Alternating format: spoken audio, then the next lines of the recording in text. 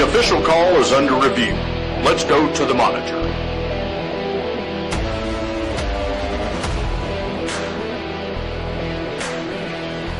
SEC football. It just means more. Now back to your favorite bearded duo, Todd and Marty. Hey, welcome, listeners. Hey, we're back together again.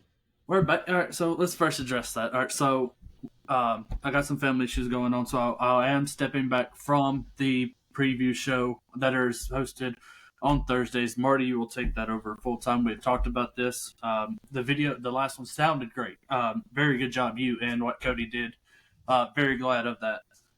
But once I get everything handled on my end, and then hopefully come back to it. But as of right now, I'm going to completely step away from that and be back on the recap show like we are here tonight, though. Yeah, good deal. I said, just a few technical issues on my side. I thought Cody was one of the best guests we've had so far. Really insightful. No diss to Hunter and the rest of the guys, especially Hayden. But yeah, really good insight. Like I said, I'm going to step up while you take care of that and make sure we can get this done to keep giving out good content for our fans. Yeah, and as of right now, it's still showing that we're not on Facebook. It's still not showing. Jeez, hold on. It's not showing the video. Still, I don't know what's going on with that end. I'm trying to work with it right here. Let's go back for a little bit. Still nothing. Okay. Well, I don't know what's going on with the video, which sucks because that messes with our Facebook, and it messes with our live on the YouTube. So, that's definitely a branding question. Yeah, his camera, so he's gonna have to help us on that one. But like I said, we're back here tonight. Games were pretty good. I think the best game was our game of the week. Yeah. Which nobody really predicted that to happen. No. Which the way I was going to lean to was going to be South Carolina. You say that now because you wasn't on it. No, I was going to pick South Carolina because they were at home. Their defense showed up once again. But really proud of that team. A couple of games that were blowouts. Ole Miss putting up a 60 bomb. Which that's one thing me and Cody talked about. If Jackson Dart had a good game, which he did, they has pretty close to 700 total offensive yards. I think within 6 yards of that, which we thought was going to happen. Yep, definitely. So let's jump into it with our first matchup, and that takes us to, as you can see on the screen, Maine versus Oklahoma. Final score: Oklahoma 59. The Maine, I don't know what they're. Bears. Bears. The Bears. Okay, the Maine Bears 14. The game was in Norman, so it's kind of a little homecoming. I think it probably was homecoming for Oklahoma here.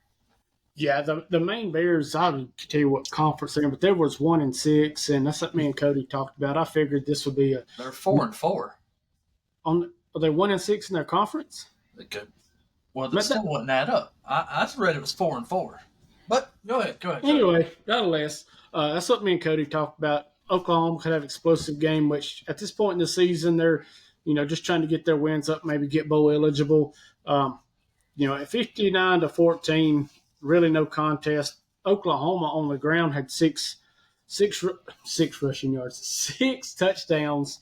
So I really thought their rushing game really stood out more than the play overall. Yeah, some of those numbers were Jackson Arnold, 15 for 21. As we said, he's back in for Michael Hawkins. No, not Michael Hawkins Jr. What's his name? What is his name? I looked it up earlier when I was doing my. Yep. It's that guy. Yeah, that guy. We're supposed to be professionals, right? Not Michael Hawkins Jr., so that means it would be. I think it starts with the S. Wow. What a blank here. Jeez. Anyways, I don't know. It's Michael Hawkins Jr. plays for. Are you sure it's not? I don't know. I'm trying to look it up now. I think you're pulling my strings here. Was that Knox man? Yeah. See, he's wound up. It is Michael Hawkins Jr. You're making me sound crazy. Get out of here. Michael Hawkins Jr. I might have been thinking Arkansas. Yeah. Singleton or something like Singleton, yeah, that's it. that. Jackson Arnold played once again. Michael Hawkins sat. So I don't know what their thing is. It's very the year of the quarterbacks in the SEC, except for one place that we're not going to talk about. A lot of people have exchangeable parts here. I think Jalen Milroe might be one of the only ones that started every single game. Yeah, it's been a quarterback. Carson Beck. It's been a carousel this year of quarterbacks just back and forth. And the strange part is some of these are freshmen, redshirt freshmen, that haven't seen a lot of playing time. I think that's where some of the struggles come, especially like the situation in Florida. Yeah, back to now, we'll get to that when we get there, but let me run through these stats and then we'll just move on. But that is a very interesting situation that's going on in Florida right now. I feel for them. They had that game pretty much. I think they had that game. But, knowing Georgia, being the team that they is, I'm glad they came out and finally finished it off. But Jackson Arnold for this Oklahoma Maine game was 15 for 21 with 71%. 224 yards and 2 touchdowns. So pretty good, numbers for him. But again, you play in Maine. Javonte Barnes, 18 carries, 203 yards, and 3 touchdowns. That's 5 touchdowns right there. Sorry. I told my wife I wouldn't do that anymore, but I did. Sorry about that. But that was all the stats for Oklahoma pretty much in this game. Not really a lot to talk about. Because they had such a big game on the ground with Barnes and Jackson Arnold throwing the ball, but that's about it. They had 381 rushing yards to the 284 in the air. I mean, right at 665, so they was pushing the 700 mark, which we expected to go against this Maine team. Yeah, definitely. Real quick, their uniforms, they were a little underrated. They wore the gray with the red or the crimson, whatever color they wear. They were some of the better ones that I've seen. I really didn't get to watch it. Like I said, I watched Auburn for the first game. We did some stuff outside and took care of some stuff, and then got home about the last 2 games. So I won't really know about all that. I say we were at Auburn, so I caught the recap, and I thought their uniforms. But I got a team down here that's got my favorite uniforms of college football. So, I mean, as Billy said, it was a beatdown from Oklahoma, which it definitely was. I agree 100% with that. But as Division II, Division III, I think they're one of those. But I think Division III, but not really a good game for Maine. So poor little guys. But let's head on.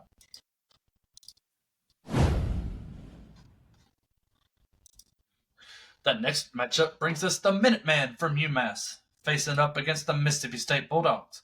Final score 20-45 in favor of the Bulldogs. Yeah, this was probably about as best as we're going to get from Mississippi State as being the last team in the SEC at the bottom of the barrel. This was a numbers game. Maybe you could get some of your younger guys in there. They still struggled at times. But still, Michael Van Buren had 3 touchdowns, 465 total offensive yards. They split it pretty even, 222 in the air, 243 on the ground. Just really not a lot to talk about. Like I said, Van Buren was impressive, which he's been that way all year. So hopefully they can start working on things for next year, because the point they're at now, it's just to try to get better. You're at the point in the season now where you're last. You won't probably get any farther. You might upset a team, but I highly doubt it. But Mississippi State right here, I think it's time to start working on next year. It is, and I'm glad they're sticking. Well, I mean, you really can't go anywhere, but because Blake Shapen got hurt. But I'm glad they're staying with Michael Van Buren. Like I said, a couple more years, this kid's going to be actually really good for this team. Definitely, because I have more faith in this kid than I do in some of the quarterbacks inside the SEC right now.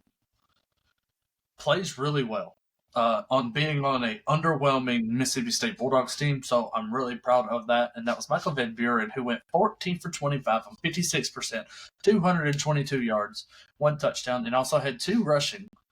I don't really know the running back situation in this game.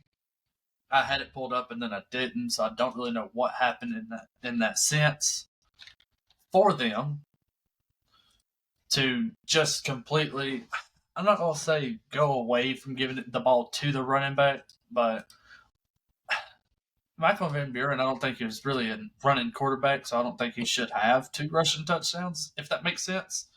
Right. Their running back had 92 yards and a touchdown for Mississippi State, but I don't think they've had that solidified RB1 this year. So, I mean, it's understandable. It's kind of like Diego Pavia and Vanderbilt being pretty much running back 1 because of Cedric Alexander being hurt so often this year. I can understand it. But if he's got wheels, let him use them because it could help you later in the year. Well, not this year, but maybe next year. Yeah. It was a big blow for Shapen to go down for the promise he had for this year. But Michael Van Buren has really shown that, he could be the quarterback 1. He does have dual threat abilities. Maybe this is one thing I talked about, like with them to work on, and then when Shapen comes back, they can have that dual threat. Like something like Texas has with Manning and Ewers. Definitely, I agree, but let Van Buren pull the rest of it out, and just let him roll on for the rest of the season. This ain't something we've heard in a while. Welcome back, the Nightmare Game of the Week. It's been missing, but we all know what's about to happen. As Vanderbilt traveled down into Auburn, into Jordan-Hare Stadium, 11 o'clock kickoff, and they beat off the Tigers 17-7. They did what to the Tigers?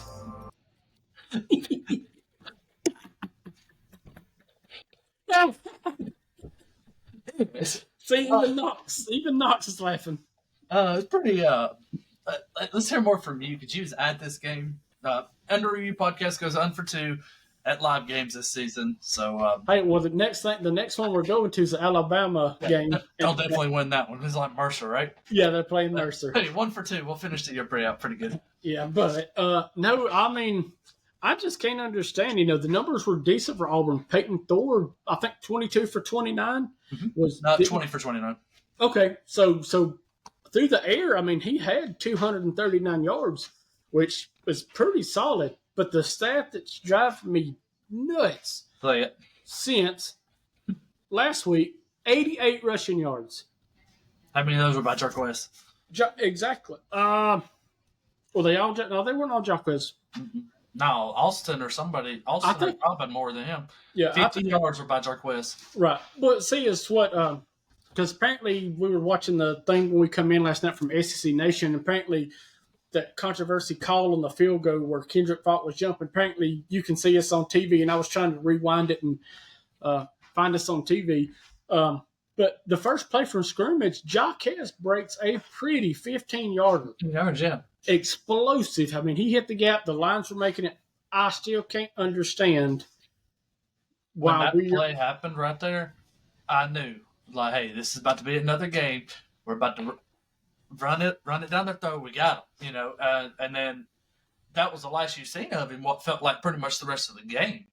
Right now, he had they used him more as a wide receiver out of the backfield. I mean, and he gained a handful of yards there, but it was nothing like we saw last week against Kentucky. No, it wasn't. Now, as far as on the other side of the ball with Vandy, Auburn really controlled Pavia in the running game. And the touchdowns that he had were less than 20 yards. They were quick pitches. Auburn stayed on him, and you could tell that he was being rushed. And when we would hit him, for him to take a short run, I don't think he had more than 30, 40 yards. He had 26. Vanderbilt's longest run of this game was 7 yards. Wow, was that by him? That was by Diego Pavia, yeah. I driving me nuts. And I seen the frustration because I know there was a 4th and 1, 4th and 2, and we went for it. I mean, 87,000 people the Boo Birds were out. I mean, they really gave it to them. There was, a lot of people, we had some fans behind us screaming, hollering, cussing about the refs. There was 1 or 2 questionable plays, but I'm not that type of person. We put ourselves in that position. That in the first quarter they had that targeting call, which it was overturned. But the leverage call with Kendrick Falk right there, that was big on that 4th down. Now that one, you can't really do anything about it. my biggest thing was is late in the game. I want to say that third or fourth quarter is that pass interference call. Oh yeah, That was mine. Like it was close. Yeah, he could. He also could have called it though. Like, right. they're saying that it is what it is. But that one to me, it was on a third down. I think it was that big drive right there in the fourth quarter. No, it wasn't. That one in the fourth quarter, that first drive that they had that took about 8 minutes, where they got the touchdown. Yeah, it was not. It was like 9 minutes and something on that drive. That third down, I think it was that first time because he stopped. I think it was that play. And that right there just called it was done for Auburn. I knew that nothing was going their way, and I was like, it's over. Right, and then Auburn's defense, I thought they played superior. Kendrick Falk and all the guys. I thought the back seven stepped up. Warren Miosi. Oh yeah, I can't say his name. Lee played a really good game, but every time he turned around, Falk was on the ball. But you mentioned about the third down. Mm-hmm. That's Auburn was 3 for 12 in third down, and I think they went for it on fourth like 4 times, and I think we were 2 for 4 or something around there. That's better than the third down conversion. But Knox is giving it to him. But no, that's what I'm saying. You get on third down, you got. I don't know if it's the play calling or what. Now, and some of them were third downs because we did have a couple penalties, a couple holding calls. I think there was some silly stuff that put us back. But I mean, Auburn per se looked good as far as stat wise, except the rushing category, which really drives me nuts till I cannot figure out that Jacquez. How many carries did Jacquez have? 12. See, he should have had at least 20. Mm-hmm. Yeah, I agree. But like I was saying, it's just Bobby really didn't do anything. No, through the air. 9 for 22. Not 9 for 22. Sorry, you're getting sidetracked here. 9 for 22, 40%. That's good. Noise. All right, 9 for 22, 40%, 143 yards and 2 touchdowns. 12 carries, 26 yards. Like I said, longest of 7 was the most for the game. Really shut down the run game, which I'm very proud to see from Auburn as a dual threat quarterback, finally stepping up and finally stopping a dual threat quarterback. But he found times late in the game to hurt him with their arm. Understand? They only had 89 rushing yards, and then the 143 in the air. So I mean, for some of Auburn's other games, the defense really kept them ball game close until it got late, especially on the last 2 Vandy possessions. Yeah, and then swapping over to the Auburn side, because that was honestly the most notable stat of this game, besides him throwing the ball. To his 2 touchdowns were to A.J. Newberry, and the other one was to Eli Stowers. Eli Stowers, who right there at the end. Yeah, 1, 2, 3, 4, 5, 6, 7 receivers had a catch. Only 9 receptions for the game, though. So, I mean, nobody had a big game. They stopped Stowers. He only had 20 yards for 2 catches. They stopped Junior Sherrill, who had a big game last week. He had 31 yards on 1 catch, though. But DBs finally showed up. Mm-hmm. Glad about it. Swapping over to the other side. Peyton Thorne, 20 for 29, 68%, 239 yards, 1 touchdown. No interception. Glad to see it. But here's the big guy, the other big stat for Auburn. Rivaldo Fairweather, who had that fumble loss. Late. Right down that 50. 5 receptions for 66 yards and that 1 touchdown. That 1 touchdown, I do want to talk about there. That was a nice touchdown. That is the pinnacle of what you want to see. If you want to see a football player not stopping to get to the end zone and doing everything above his will to get in the end zone, play that clip, because that is what a tight end should do. Fight for every single yard. Yeah, and I think it was 15, 16 or yards that was, but I mean, really, that was a poorly thrown ball by Thorne. It was way down at the ground, and he had to scoop it up and then fight through defenders them extra 10 yards, and with Auburn's only touchdown. So I don't know. Well, let's get out of this because it can bring me a brain aneurysm if I want to talk about how bad Auburn wants to play. But first, I do want to say something. All right, so Auburn now sits at 3-6 on the year, 1-5 in the conference. Hey, Auburn, listen. You're not going to a bowl. You're not. Okay. You got to win out to go to a bowl. Listen, Louisiana Monroe, you win that one. Then Texas A&M and Alabama. Okay. Pump your brakes, kids. This week, I don't care. You're off this week. Luckily, thank God. All right, you're off this week. Yeah, we'll get you on No, we don't. We're off. Yeah, we're off, and then we got ULM the week after. Okay, that's okay. I was about to say, don't fight me on here. All right, you're I off. wouldn't. Some old guy hollered at me in the stands talking about, we'll get a win next week. And I was like, no. We play by Bisons again. Yeah. Hey, listen, real close. You're off. Peyton Thorne, you're done. You're done. It's time now that we're not going to a bowl game. We need to play these young kids because we need to figure out who's transferring and who's going to be at least my commitment or start next year if we don't get a transfer quarterback in. Because I don't think Deuce Knight will start coming in. Did you see all the riffraff about Deuce not taking Auburn off his Instas and all that kind of stuff? I haven't. Yeah, just something people was talking crap about it, but I don't think it's anything. I think he's 1,000%. Deuce Knight he committed to Auburn a month before he actually announced that he committed to Auburn. The kid ain't going nowhere. Yeah, I don't think so as well. But it's time to start Hank Brown. It's time to play Walker White. It's time to play Holden Grenier. Because these last 3 games, you might win one. Maybe if General Booty decides to show up and beat you. I don't know. You have a possible chance to win it too. You're not winning all 3, Auburn. So go ahead, throw that other kid in, let him play. Peyton Thorne has lived his 7-year, 29-year career at Auburn, and college football he's done. Thank God. He's tired of seeing that piss poor quarterback play. Well, but that's the crazy part. Like the Kentucky game that he just played stellar. And then another game he played, he's again Scooby-Doo, Jekyll and Hyde kind of quarterback, which I don't, he might go to a practice squad in the NFL, but I think he's going to be playing Canadian ball or something next year. Arena football over there with Nick Marshall. Yeah. He's playing powder puff somewhere. Yeah, 2-hand. This next matchup brings us. I see you, Nick. This next matchup, it ain't popped up yet on mine. This next matchup brings Ole Miss that went down into Arkansas 63-31 as the Hogs got roasted. Yeah, they were definitely eating ribs and pork skins after this game. But like Nick and I said, if Jackson Dart gets what he needed, a really breakout game, I think this kind of moved his Heisman stat up a little bit. I mean, the kid was stellar. 6 touchdowns.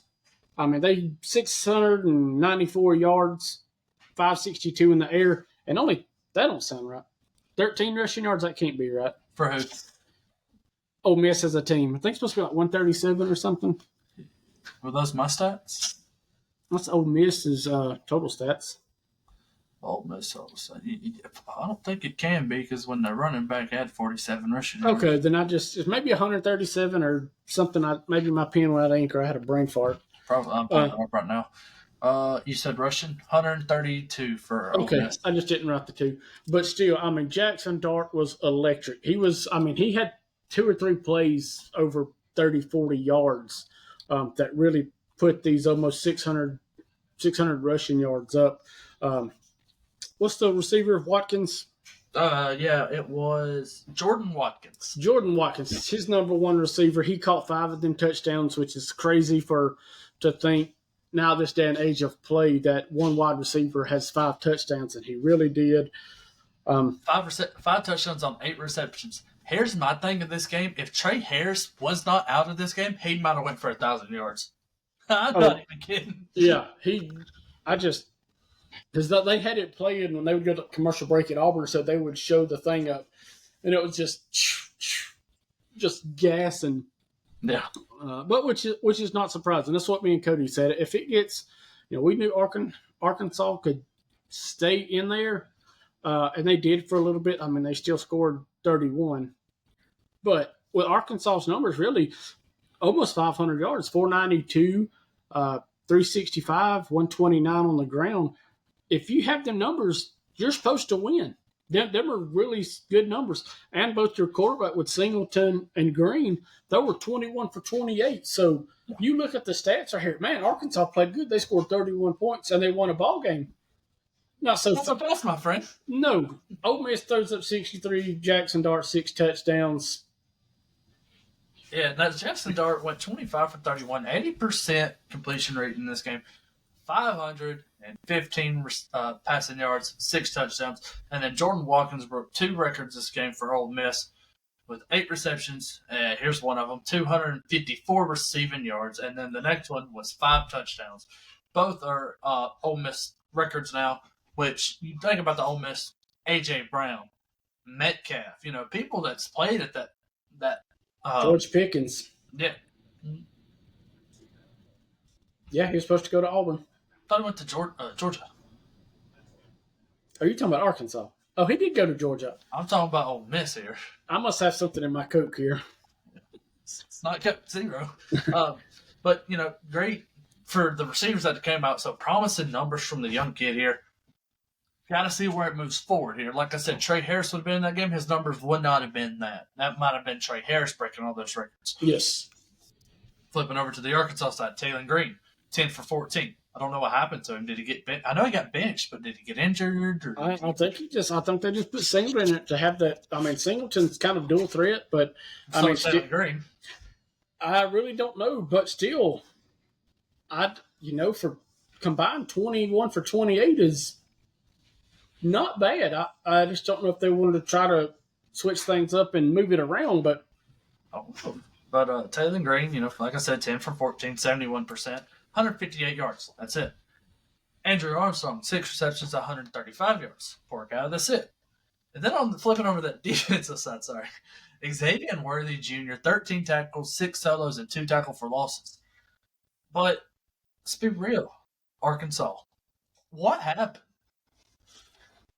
I think Ole Miss was just the way better team, and I think this was the team that we wanted at the beginning of the year when they were a top 10 class. Coming in, well, whoever does the AP wanted them, but like I said, this is everything that we wanted to see then. But here it is late in the season.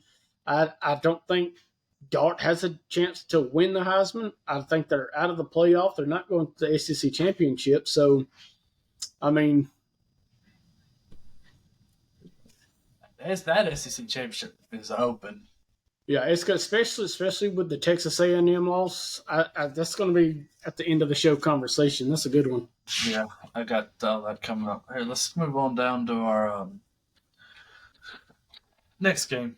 Because this one was a confusing one to me. You said this was like the...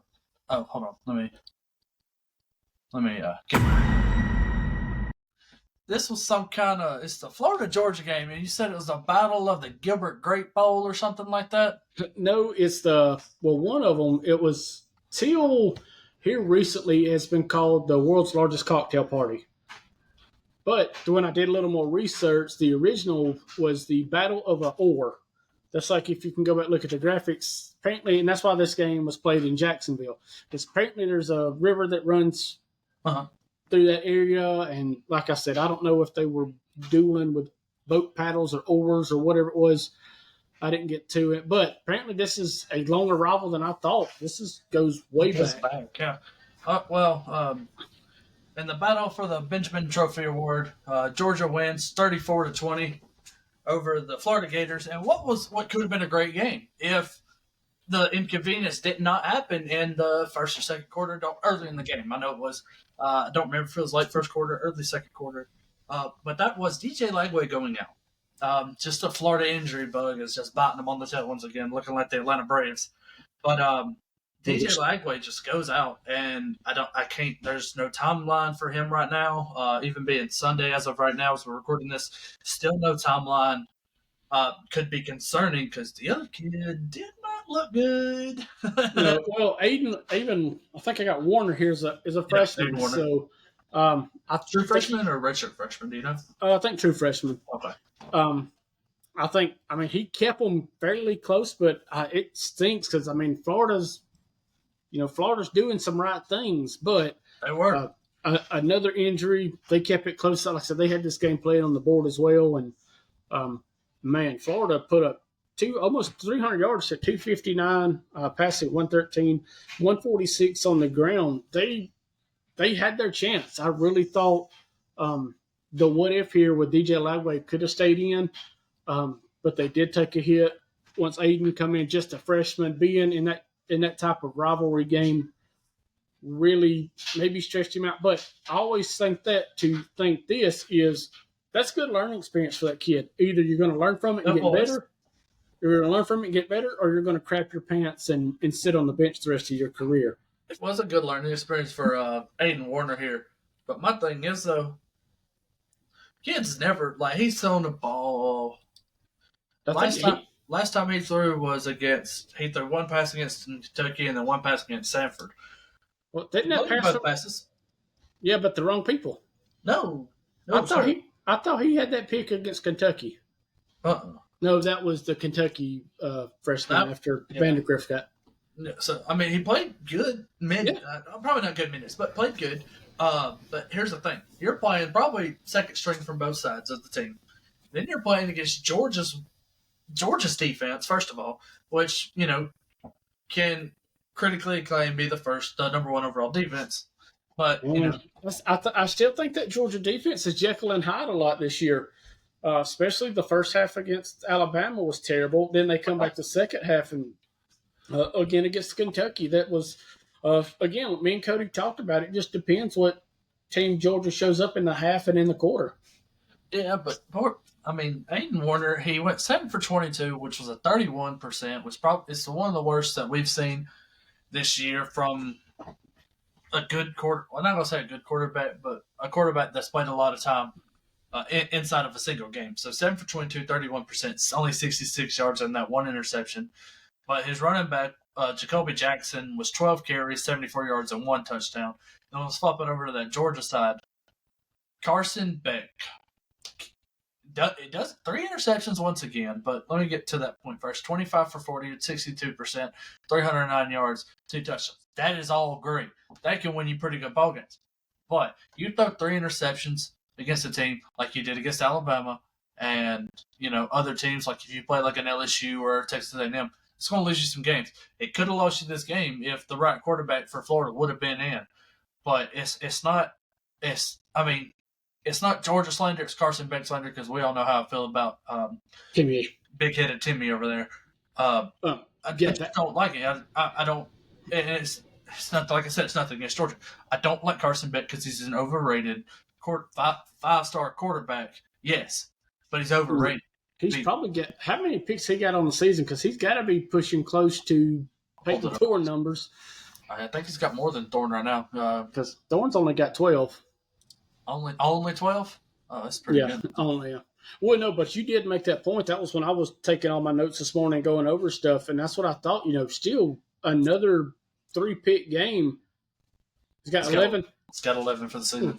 But that was my biggest thing. If he done this to like LSU or just a really superb defense that can come back and turn it over and score, I think that this could have been a Georgia loss. I mean, Georgia has fought and scrapped all year against these smaller teams to get a wins, which is crazy to me because Georgia's supposed to be your overall number one for the SEC and stuff like that. But, if that continues, I think Georgia is very not vital. What's the word I'm looking for? What's the word? I don't know.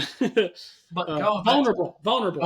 John is very vulnerable, not viable. Going back, Carson Beck does lead the SEC in interceptions thrown with 11. Peyton Thorne's only those 7. So I thought he said he got 12 touchdowns. That's what it was. Okay, that's a shocking number to me as well. 13 touchdowns. Get your facts right, my guy. But I looked at all this morning, but I guess I was so pissy from. And then Carson, like I said, Carson Beck did what he did. Nate Frazier, 19 carries for 82 yards, 1 touchdown. Trevor Etienne kind of fell off this game. But Chaz Chambliss on that defense, 6 tackles, 4 solos, 2 sacks, and 2 tackles for losses. That's what kept them in right there, let's be honest. So, I mean, it is what it is. This game, what'd you call it, Benjamin Button Award? Trophy? Or paddle. My bad. Oh, Benjamin Button, Gilbert Grapes, whatever it was. Anyways, it was a good game. It was a good game, honestly, if you're not a Georgia fan or a Florida fan. So if you were my buddy at work, JD, who is a Georgia fan, I bet it was pretty stressful for him, But should have been at the Auburn game. Should have been at Auburn, Arkansas. That was stressful too. This game right here had a lot of potential going into halftime, and that is for sure. As Kentucky Wildcats go down to Knoxville and get beat by 10 points, 18-28 in favor of Rocky Top this game. It was a good game. Honestly, it was a very good game for, again, like I said about the last game, not if you're a Tennessee fan. If you're a Kentucky fan, you're okay with losing that like that was. I mean, you would want to win it. Bart Van de Griff, 10 for 17, 58 yards, 58%, 123 yards, 1 touchdown, 1 interception. But besides that, they kept Dylan Sampson in check for the first half. And when that happened, I was like, oh, they figured out the cheat code of how to beat Tennessee. Second half comes around, the kid, how much did he finish with? Kid ran for 101 yards in the second half. Yeah, that was the point. Well, first of all, Tennessee, you're going to have to fix that Kentucky logo because it drives me nuts. Yeah, I will. I'll find another one. But no, Tennessee was in dark mode. I don't know if they called it a blackout or whatever, but again, just nice. One of my favorite uniforms. They did the all black with the orange trim. Did your camera stop? No. Did yours? Well, yours paused. You was doing some kind of weird. Venom. Yeah, exactly. But no, some of my favorite SEC uniforms, that and their smoke gray uniforms. Beside that, Kentucky lost a turnover battle. They had 3 turnovers to Tennessee's 1, so they were -2 there, which was really big. It could have kept this game close, but like you said, Dylan Sampson in the second half really just really put his feet in the ground and run them over. Tennessee, 478 total offensive yards, 292 in the air, and 186 on the ground. And Kentucky's numbers weren't as bad. It was like Vandegrift played okay, had the 1 touchdown, 1 pick, 366 total offensive yards. I'm going to choke myself for this thing. 182 in the air, 179. So not a bad performance by this Kentucky team. So, and we knew, like I said, I think Nico had a touchdown. But at the end of the day, Sampson did his thing and really prevailed Tennessee to this win.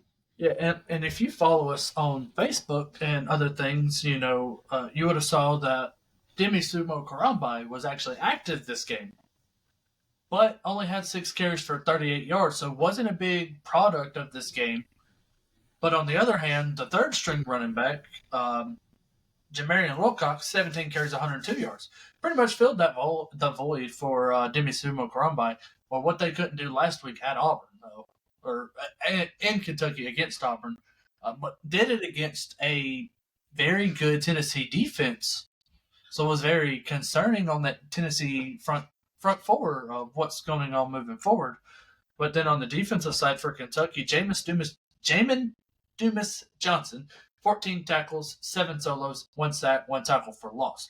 Headed over to the Tennessee Volunteer side, Nico Iamaliava, 28 for 38, 73%, 292 yards, 1 touchdown. And then, like we said, you can't stop this man, you're not beating Tennessee. And that's Dylan Sampson, 27 carries for 141 yards, and then 2 touchdowns. Who has Tennessee? Tennessee has lost to Arkansas. I want to do some stats here. See, I say that. I say if you can't stop Dylan Sampson, he ran 138 yards, 2 touchdowns on 22 carries against Arkansas, and they still lost that game. So, I mean, I don't even know what the answer is at this point. Again, like you said, he's a cheat code to but let's see who we got. Tennessee going into Mississippi State next week. I think this could be a stat game. I mean, I really wouldn't want to hurt Nico or Sampson. Let them get their touches, let them get their carries and stuff yeah. But like I said, Tennessee could be one of them top teams here, right, getting in the finish line to the end. Most definitely.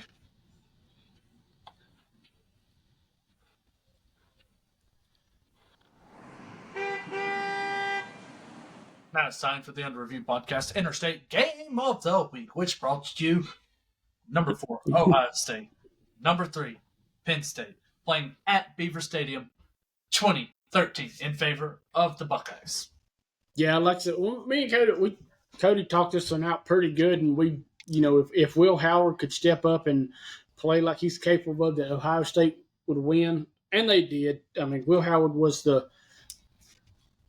really the main offensive factor in this win with 361 total offensive yards, pretty even through the passing and rushing, 182 to 179. So I just thought that Ohio State really, they were down some in this game, I believe right there at the beginning, but just the Ohio State defense really kept them in the ballgame as well, and this was a super close game all the way through. So you get what you get. A 4-3. They're supposed to be close, so. Yeah, it was very close at that point. Going back to some of the stats of this game, Ohio is, don't know what that was. Ohio State is 24-14 all time against Penn State and has won the last 7, which now last 8 matchups. Penn State's last win in this matchup goes back to 2016, which Penn State looks to fight another year because that game is not happening this year. Sorry, I dropped something. But James Franklin can't win the big games. Nope. Understandable. I think he's 1-9 against Penn State. Or Ohio State, yeah. So, and that's, if you look at rivalry and stuff like that, Big 12, that's big for them fans. If you can't beat Penn State when you're supposed to, I don't think you need to start looking elsewhere for Penn State necessarily. Nope. He's a good coach, but and now in today's day and age now, hey, you don't have to win your conference to be inside the playoff. You can still have a pretty good season, losing 1, maybe 2, depending on how good your season is. But the Big Ten is very stacked this year, so they could have 4 or 5 teams inside the college football playoffs this year. As I've said before, on the other hand feel a little different. That's okay. This is my opinion. But with Penn State, but now I think it's kind of in favor of teams like or coaches like him, James Franklin, and that can work their way into still a playoff bid without winning their division or winning their conference, like the Auburn, the Alabamas, the Georgias, the Ohio States, Michigans of past years have done. Yeah, I really think both teams can make the playoff here. So, there's the tech man jumping in with us. But no, like I said, I think both teams can make the playoff. Their schedules are fairly in their favor. I think they are 3 and 4 in the Big Ten as far as number wise. I think it's Indiana and somebody else above them. Indiana, Oregon 1 and 2. Ohio State's 3 and Penn State is 4 right now.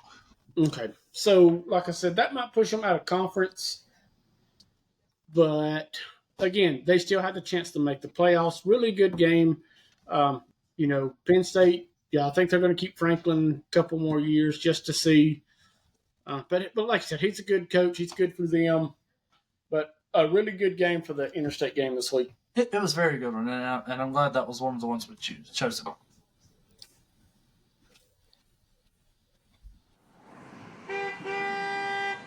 We ain't doing this today. No, he done it to me. Oh, that was pretty funny because it happened to me last time. All right, this one brought us a big one. Inside Williams-Brice Stadium, South Carolina, as Texas A&M, the number 10 ranked at the time, Texas A&M Aggies, comes into South Carolina and does not have an answer.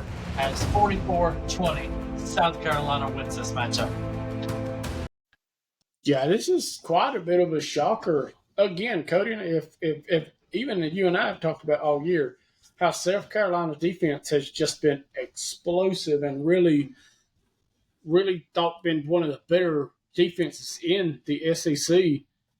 And just, man, 3 sacks, 6 tackle for losses really stressed that Texas A&M offense to no end. So kind of a shocker. I mean, I did pick A&M because I just thought they could be a little bit better offensively. Right. But the Gamecocks really just come in there and punched them in the mouth and punched them in the mouth often. That they did. There it is. There's your upset alert for the week. 44, like I said, 44-20 for the Gamecocks in this game. Just what a wholesome game. If you watch the game at the end of the game, Beamer's son came on the field with him and helped him celebrate. And then all of a sudden, as he's in, you know they're going to storm the field. Like I said, it's number 10 ranked. As they storm the field, you can see the pan when it goes into him because it's just him and the girl and a couple security guards. And then a few words get said and the crowd gets bigger and bigger and bigger and bigger. They don't have a hedge anymore, by the way, over in South Carolina.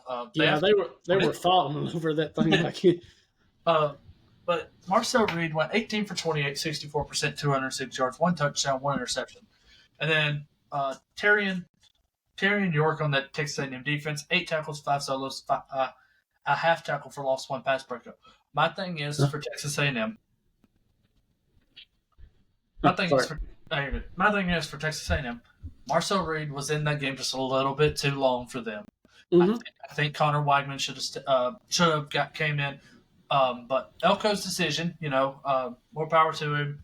He wants to go with the young hand, what was a hot hand at the point of the time, because Weigman struggled last week in the win against LSU. Oh, so I didn't know that because that was one of mine and Cody's points during the previous show was where they were going to start. Start with Weigman and then come in. Yeah. Well, they started with Marcel Reed and stuck with him the whole game, which I think it shot him himself in the foot. Mm-hmm. But, Connor Weigman did not play this game. Like to see him back next week, but we'll see. Flipping over to the Takaki side, Lenore Sellers, 13 for 27, 48%, 244 yards, 2 touchdowns. 15 carries, 106 yards, and 1 touchdown as well on the ground. And then Rocket Sanders, 20 carries for 144 yards and 2 touchdowns. And then Joshua Simon, tight end, 4 receptions, 132 yards, and 2 touchdowns. There was no answer for the South Carolina team this year. And as we've said before, this South Carolina team is a wild card team. You're not going to step over them. You're not going to walk over them. If you underestimate them, they will beat you. And that's what I think happened after Texas A&M. They beat LSU last week. They underestimate South Carolina this week.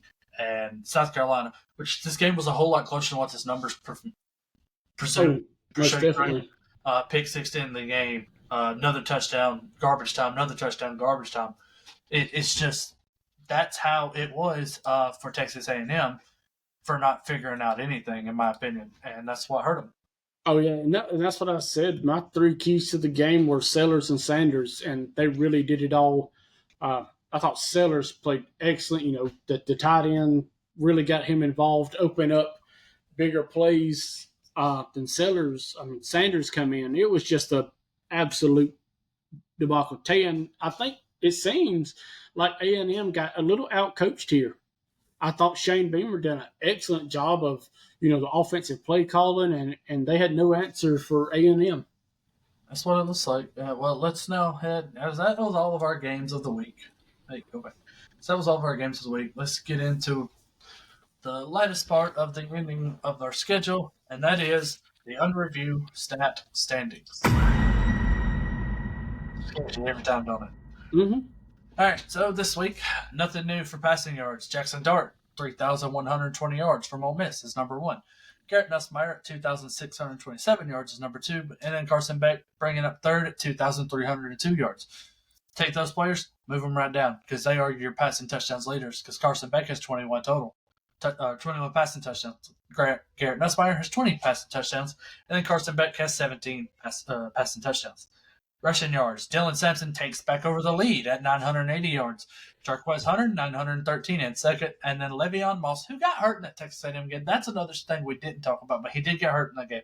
So be watching next Friday to be sure if he's on your fantasy team or if you like Texas A&M, if he plays. He has third at 765 rushing yards. Rushing touchdowns, on the other hand, Dylan Sampson is number 1 with 19. Jalen Monroe with 12 in second. And then third is a 3-way tie with 10 touchdowns. Le'Veon Moss, Jaquindon Jackson, and Henry Parrish Jr. all have 10.